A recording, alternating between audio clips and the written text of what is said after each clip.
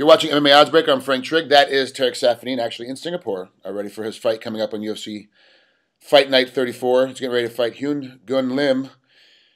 How is it over there right now? Like you went over is this about the right time to get over there? The fight's January 4th, but a lot of guys won't show up till tomorrow. You've already been there a couple, 3 days. Yes. I made the trip a little bit earlier this time just to get adjusted with the jet lag. And, I've been adjusting pretty well, so far it's pretty good. When you first got there, was it a complete change? Night was day and day was night? Or did you really start working on the time change before you even left California? No, actually what I did is I took a flight, a night flight. So when I got here, it was in the middle of the day, so I was able to stay up late, and I got adjusted pretty quickly. Did you sleep on the plane ride over? Yeah. I slept most of the trip. So when I got here, it was in the morning still, so I was able to stay late and adjust my body.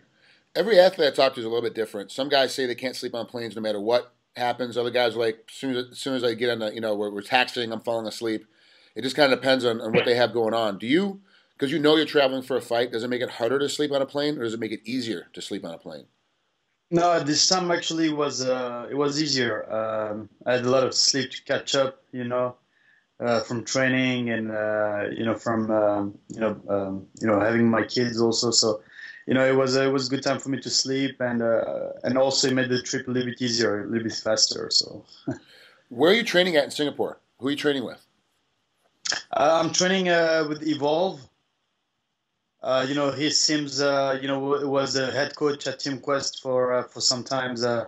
Lives here in Singapore. So every time I come to Singapore, they invite me, and it's a good place to train actually. So that's also the reason why I came earlier, to adjust and also to be able to still train a little bit before the fights. Is Heath going to be in your corner? Heath Sims, the head coach of Evolve, is he going to be in your corner? No, not this time. I have my coach Daniel Warren and Ricardo Feliciano who are flying over this week to come and corner me.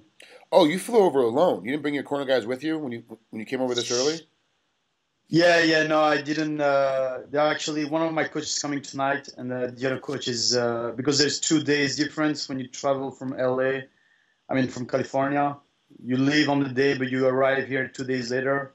So, and my other coach comes on Friday, I believe. Okay.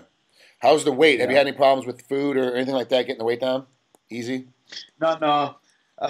So that's the thing also, I adjust a little bit back home because I know I wasn't going to be able to find the same food that I have back home. So I try to eat a little bit more varies.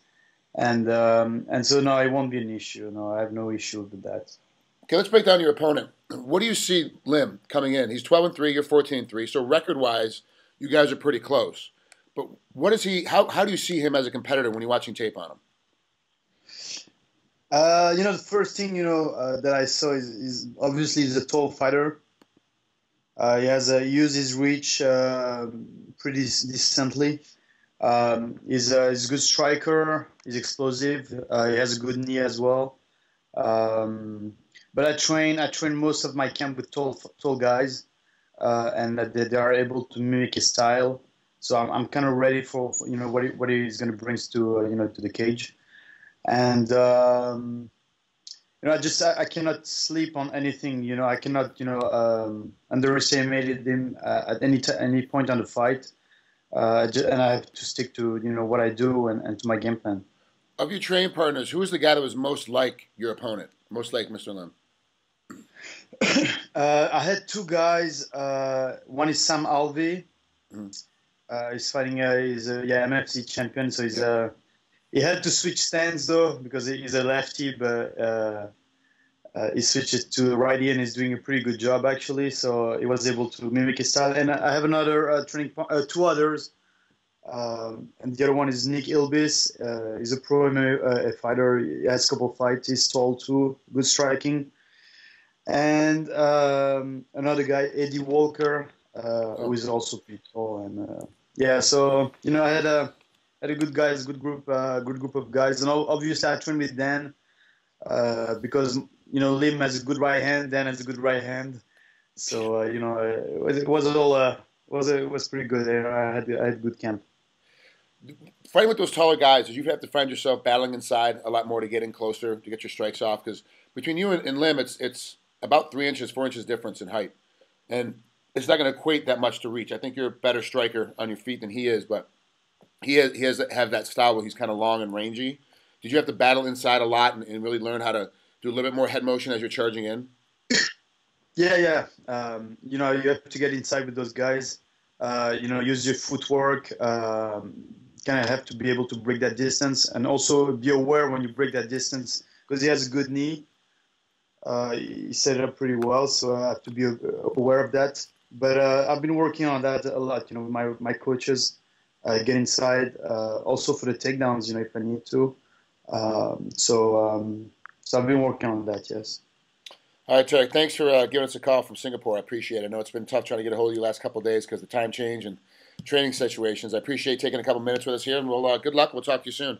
For sure, Frank, and sorry about all the changes, but I'm glad we did it. It's trust me, for you, it's worth waiting. I really have no problem. There's some guys I'm like, if they miss once, I'm like, that's it. We're just not going to do it. But for you, it's easy. So I don't mind waiting around and having to take a couple extra days to do it. Appreciate it. Thank you. No worries. I'll talk to you soon. Talk to you soon. Bye.